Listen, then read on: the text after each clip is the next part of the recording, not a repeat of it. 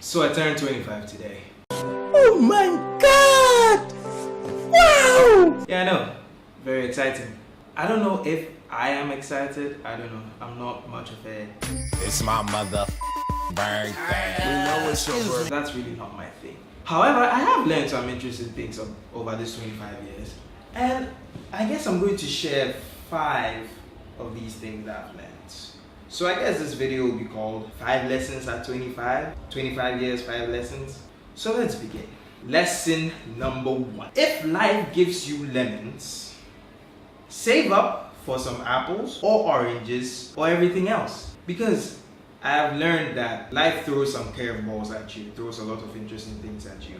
It gives you, sometimes you get the things you didn't want, but in giving you those things, it could also be an opportunity to use those things you didn't want as a springboard to get what you wanted. Hence saying, save up to buy the apples or oranges. So you could be looking to get this job and it didn't come, but you got another job, and that new job will give you a new dimension of expertise that could place you in a better place to get another job. So yeah, you could still make lemonade though.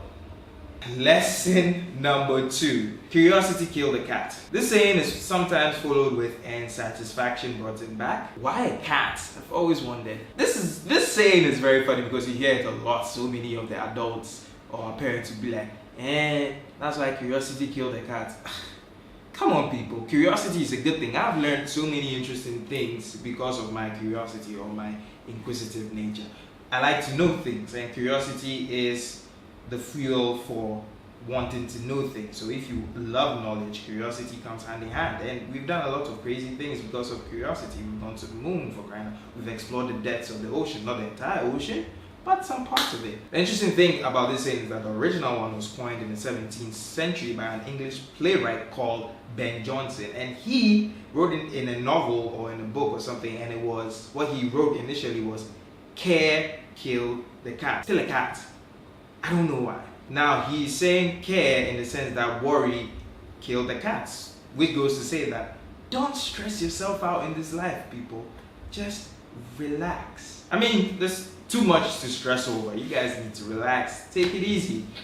Don't worry too much. That makes more sense that curiosity killed the cat, doesn't it? I guess now you can tell your mom that it's not curiosity killed the cat. Lesson number 3. Do not put all your eggs in one basket.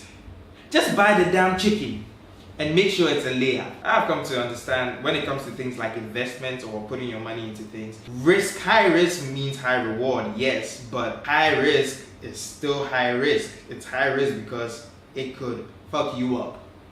So why not invest in something a lot more wholesome? If you can find the source, I've got the sauce. invest in the source. No ketchup. I'm more of a calculated risk taker. I will take some risk as long as I reason it out and it's more of the bird than the eggs. Because at the end of the day, if you have the bird, it's going to get you the eggs, which you can decide to either put all into one basket or separate them into whichever basket. So I guess buying the chicken is the best option. Lesson number 4. Carpe diem. Carpe diem. I don't know if I said that right, but it means seize the day. And in modern terms, it is YOLO. You only live once. The funny thing is that Carpe diem is actually a shortened version of an extended, sounds like a DC movie if you think about it, an extended phrase or sentence, and it's a whole long Carpe diem Juan.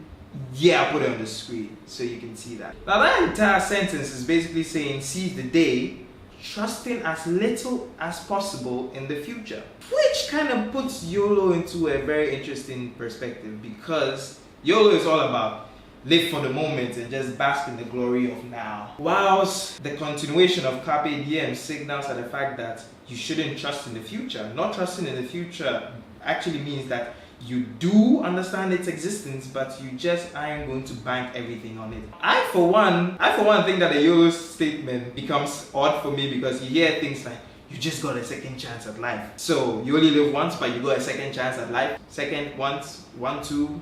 So it puts that into a different perspective for me. So I normally go by the saying, you only live, then you die. Which comes together as Yuletide. Where have I had Yuletide before? Oh yeah, old name for Christmas was Yuletide, or is Yuletide. I say you only live, then you die, because as much as you want to bask in now, you also want to have your mind on tomorrow, because tomorrow is as equally as important as today. Because come on guys, think about it. When you were in college and you didn't have money, first thought that comes to mind is, what am I going to eat tomorrow? So tomorrow is as important as today. Just because you are turning up today doesn't mean you should spend all your money. What are you going to eat tomorrow? So you need to think about tomorrow, because at the end of the day, you don't know when you're going to die. And I'm the type of person who wants to leave a legacy. I want to be remembered when I die. So I guess you guys should live every day like it's Christmas. Ho, ho, ho! Merry Christmas! Lesson number 5. All the other lessons are personal lessons, things I learned, but this lesson is even more personal to me. And it's a very funny one. It's something you hear African parents or our parents say a lot of, and that is, blood is thicker than water. This saying goes to mean that family is more important than friendship, which is not a lie. Family is important, but to me, friendship is equally, if not more so in some circumstances. I'm not saying that we should take family for granted, but when family does as family should, it's not really a biggie. But when family doesn't do what family is supposed to do, it's a tragedy. However, on the flip side, if your friend goes out of his way to do something for you when he is not obligated to do it for you, you realize that you have found someone very, very important. I have friends like that. I have friends who, to be honest, I am very highly inclined to come to their aid more rapidly than some of my family. I have experienced a lot of great friends. I have a lot of great friends who have affected my life extremely positively, and I am here because of them as well. My family was responsible for bringing me to this world and training me up, but my experiences with my friends also was an integral part of making me who I am. And this brings it to a very, very interesting part, because the original saying for blood is thicker than water was actually the blood of the covenant is stronger than the birth of water, which goes to say that friendship, which is the blood of the covenant, because back in the day there were a lot of wars and everything, so the brotherhood of fighting together and persevering together, that bond that comes together from all the struggles you as friends had, is stronger than the water of birth. And you know, the water breaks and then you're born. So do not take your friends for granted, people, because for me personally, I have gotten the chance to meet some incredible people. I have some very incredible people in my life as my very good friends, and I can honestly say that they will go the whole 9 yards for me, and I will do the same for them. So friends who become family should be treasured. Do not be a bad friend.